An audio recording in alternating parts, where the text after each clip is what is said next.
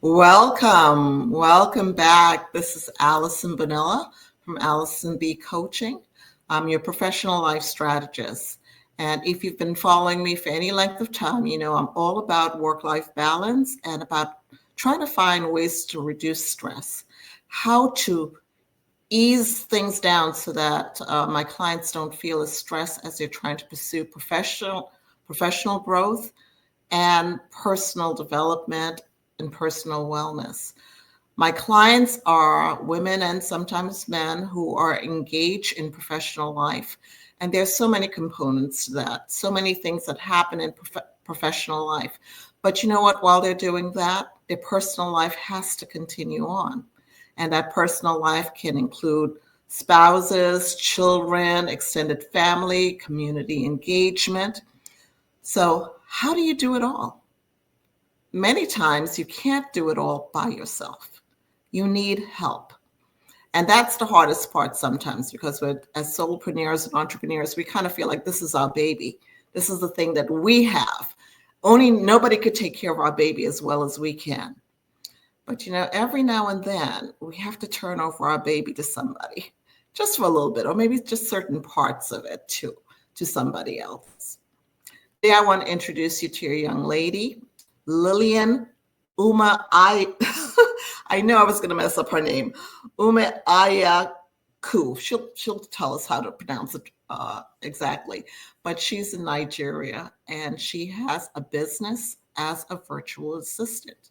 So I want to introduce her to you and I want to ask her a couple of questions. And if you're on this live and you want to ask her a couple of questions too, feel free, because I think that's a wonderful field, virtual assisting, helping people.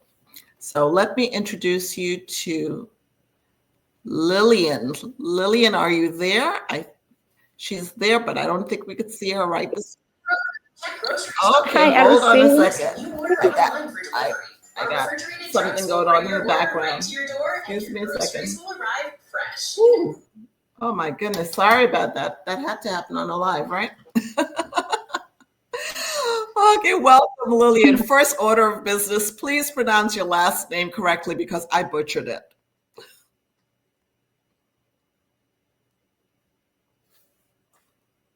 Umeajaghaku. It's quite difficult to pronounce, but it's all right. Okay, thank you for being so forgiving and so generous about that. I appreciate it. All right, so I have so many questions about virtual assistants because I know many of my colleagues have used virtual assisting services, and I frankly think it's a wonderful thing. My practice years ago, I almost stopped working independently because I became so overwhelmed by the administrative tasks. And finally, I realized I just needed to hire somebody. So I hired an office manager and she took care of so many things. So it freed me up to see my clients. And she was like my right-hand person. But I recognize it's not that easy all the time to let things go and let somebody else handle it. Have you found that that's the case with some of the people, some of your clients? Yes, some of the people that I work with, some of them have trust issues letting another person manage their emails. So those are some of the tasks that they have trust issues with. And some of them feel like they can do it or thereby taking out tasks that they can easily delegate to a virtual assistant or an office assistant to help run. Some of them also feel like that they can get a sibling or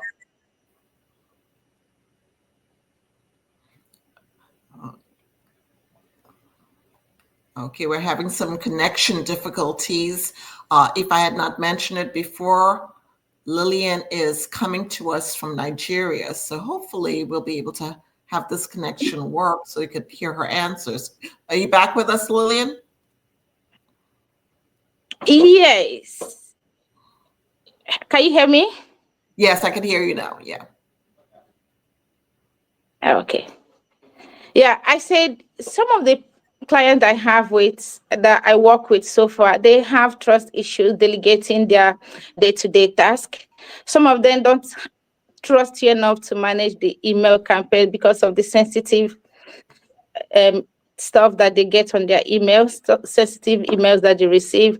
So they don't trust another person to come in to see those sensitive stuff. Some of them also are already comfortable doing this work, that they don't know that this is actually taking large chunk of their time doing, that they can easily delegate those tasks to a virtual assistant that can help them free up the time so they can focus on things that they don't have time for. Things like Yeah. family life. I most of the time the people I work with, they complain that they don't have time for family life. Oh my. Okay. You broke up again there, Lillian. Go ahead. I'm hearing you Okay, now. where did I stop? Sorry. This network keep messing up. Where did I stop? Yes. So most of the time, Okay, most of the time the people I work with, they complain, the solopreneurs and entrepreneurs that I work with, they complain that they don't have time for family time because of work. Most of them don't free up those tasks to admin assistant or virtual assistant or even in-person office assistant. They feel like they can do it all because maybe they're trying to reduce costs or they are already comfortable doing it. But these tasks or take last chunk of the family time. They don't have time for their social life and all that. This is where virtual assistant services comes in. We help you free out those things that you feel like is overwhelming you and you don't have time for them. This is where my services come in. yeah, absolutely. I agree. I remember, as I said, mentioned when I hired my office manager. Oh, it was just such a lift, a burden off my shoulders. I could just say to her, I need you to send out a letter to respond to this or respond to that. Give her Mhm. a little give her a little bit of direction, and she formulated the letters. She'd come back to me. I'd read it over, maybe make a few little changes, give it back to her and say, it's good, send it out. It was just so wonderful. And fortunately, my personality is I am not a micromanager. I'm not the person who has to sit and make sure everything, to me, Yeah. as long as you show that you're competent, after I've Mhm. trusted one or two things, then I relax. So that's the thing. You have to show that you're competent. If you're making too much mess out, Exactly. I can't trust you, right? Yeah, that's Yeah, it. exactly. Okay. All right. So, where in the world do you work? I mean, all over the world or just specific countries? Where? I Now I currently work with clients in US, but I've worked in clients in UK and in Canada. Those are the three countries that I have clients in. But right now, the clients that I work for right now are in US. Okay. All right. So you're very comfortable with what might be asked of you from a solopreneur that's here in the United States. Yeah, sure, Okay. definitely. All right. Okay. So, what are some of the tasks? You mentioned emails. What else are some of the things that you handle?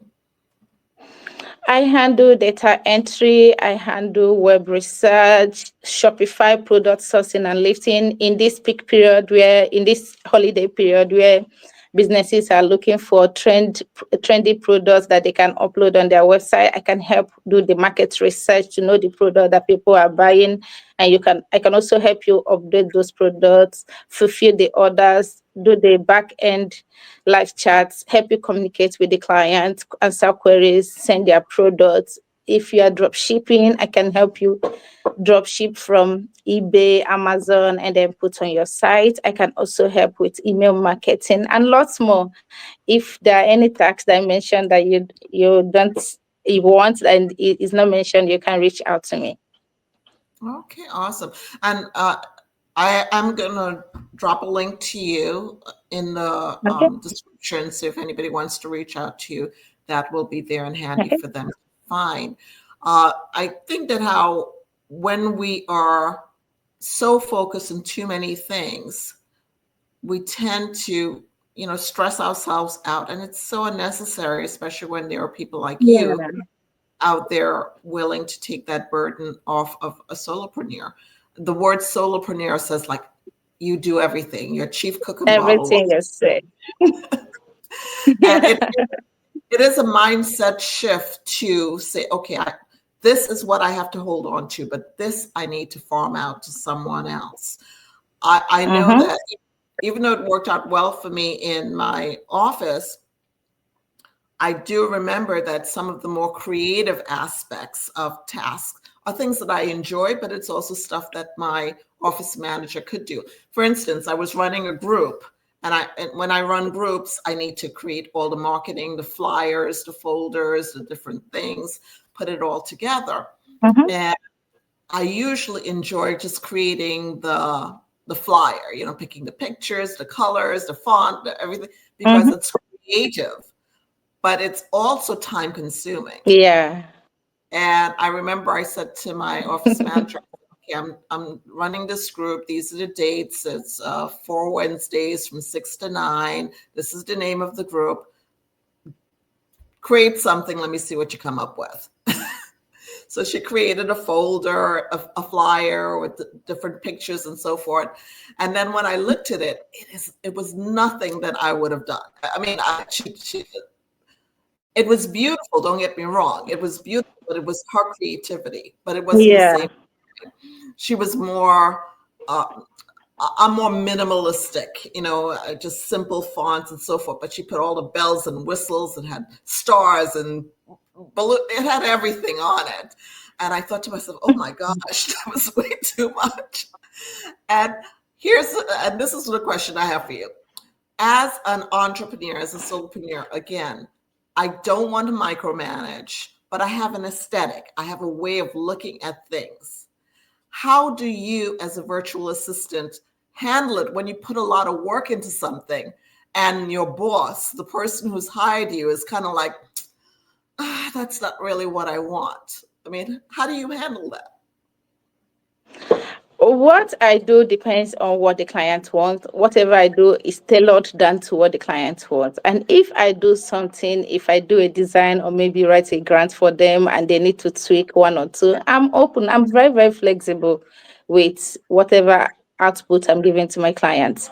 If they see it and they feel like, oh, we need to tweak this, we need to add this, or I don't like this entirely, I'm open to redo everything with no additional charge, because at the end of the day, what I'm looking for is the client satisfaction, and that's what keeps business going. Okay. I'm so glad you said that, because I think entrepreneurs need to hear that, because we feel like, okay, so we can't be critical. We can't say, especially when you put a lot of work into it. As I said with my secretary, my office manager, it wasn't that it was bad. It was beautiful. It was a very beautiful flyer. She put a lot of work into it. She was enjoying it the same way I enjoyed it when I was doing it. But I don't do balloons and stars and hearts and all these things. Very simple. So I really, I had to, as a boss now, be able to say, all right, this is really beautiful, and I appreciate all the time you put into it, but we need to delete all the balloons. We need to take off all that gold and the glitter, and I need you to just stick to like these 3 colors, find a less complicated picture, put that on the front, and can you find a more simple font and put the words around it? And she looked at me like I had grown 2 heads, and she was like, what? But like you, she went back and she simplified it. And I could tell when she brought it back to me, she thought it was so ugly, but it was perfect. It was just what I wanted. I just wanted the information. I didn't want all that other stuff. So I guess as entrepreneurs and solopreneurs, we do have to work together to understand that, okay, as you said, it is what the person who is hiring you, what they want, but that person has to know how to work with a virtual assistant and not feel upset, but give you direction so that how you could, because it would be terrible if, somebody just stopped hiring you because they didn't like something you produced when you were able to modify. I remember writing Sorry for cutting you. I remember writing a grant for a client that has a non-profit. Mm-hmm. She has two non-profits, one for farming and one for technology.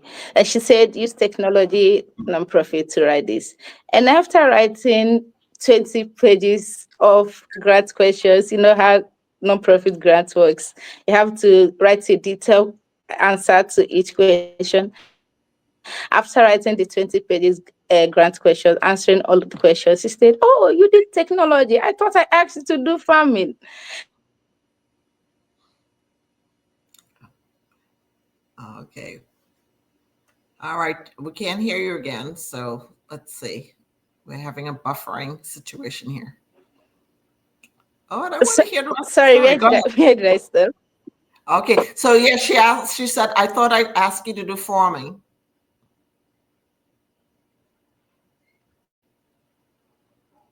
Farming.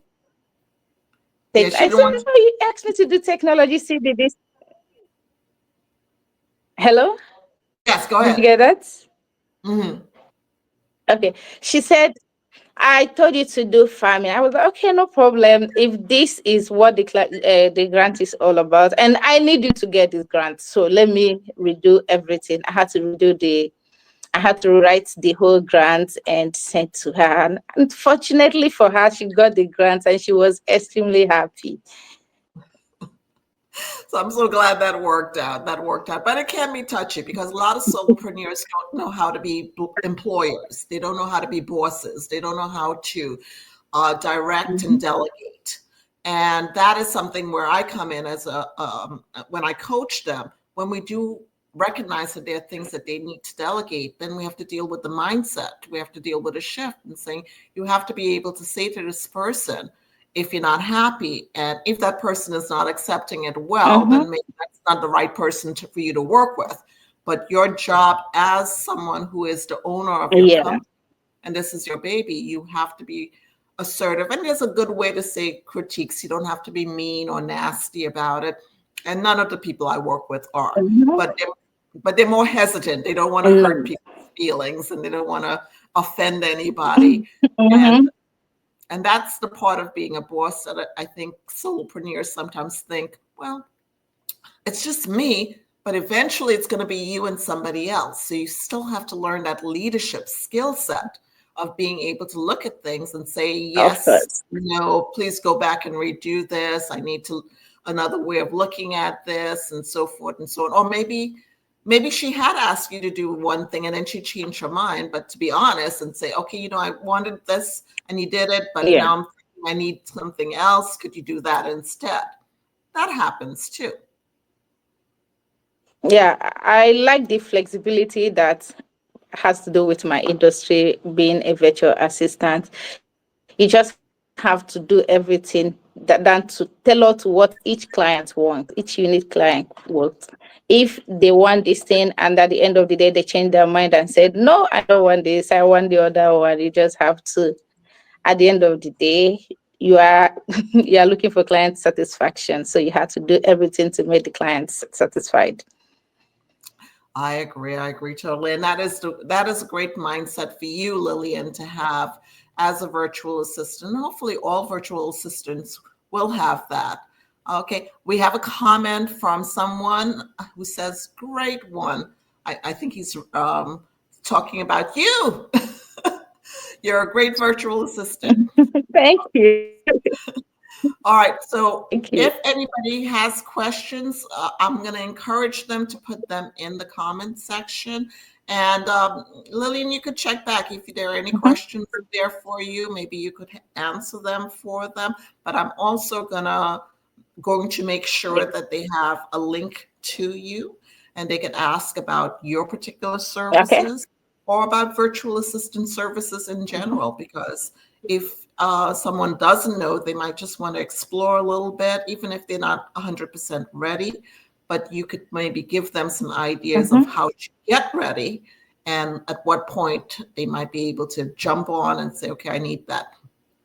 And one of the things is because this is the holiday season, I'm dealing with so many entrepreneurs who are trying to do Black Friday sales and they've got so many things going on. Friday. That's something you deal with, right? Broke up again. One of the things is that they get overwhelmed Yes, because they're, go ahead.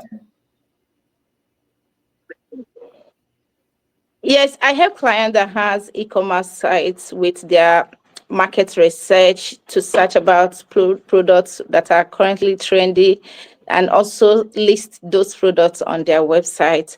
I can also help them update the Shopify sites, Wix sites, and even Squarespace sites to. Yeah. So this Lillian can help you if you're dealing with a Black Friday sales coming up. You don't have to do it all by yourself. I don't do e-commerce or anything like that, but I deal with my clients who do have eBays and Shopify's and things like that. When they're looking overwhelmed about all of that, I'm just going to send them straight to Lillian about that. But what I deal with is I try to help people to be able to learn how to delegate, how to break things down into pieces that are manageable so that they can stay and have an enjoyable holidays with their families and know that their business is still going to run and still going to be profitable. And for that, sometimes we need a virtual assistant. So Lillian, I thank you for coming on for a few minutes and giving us a little bit of an idea of what Thank you, the Alison. range of services are. Thank you. You're welcome.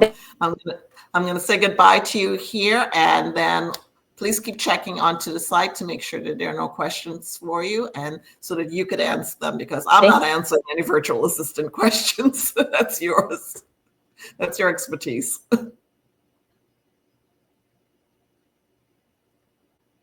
Okay. All right. I apologize for the connection. It's hard when we're doing international connections sometimes, but Lillian is available, and she's happy to inform you and educate you about hiring a virtual assistant, what it may entail, and certainly she's going to be the one to talk to you about how much it costs and things like that. So I'm going to put her information and link it in the description. As the holiday approaches and as you're trying to promote your business and move it forward and grow it, please remember you don't have to do it all by yourself. Be open to receiving help. Be open to having people come alongside you and give you the assistance that you need.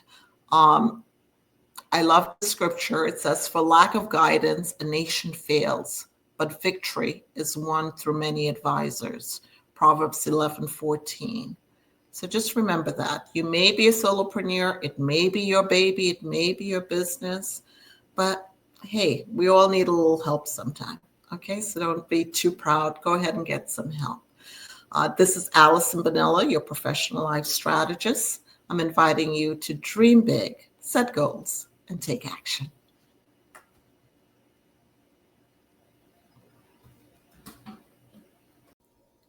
Thank you for watching. Please like, subscribe, and hit that notification bell. You don't want to miss my next episode.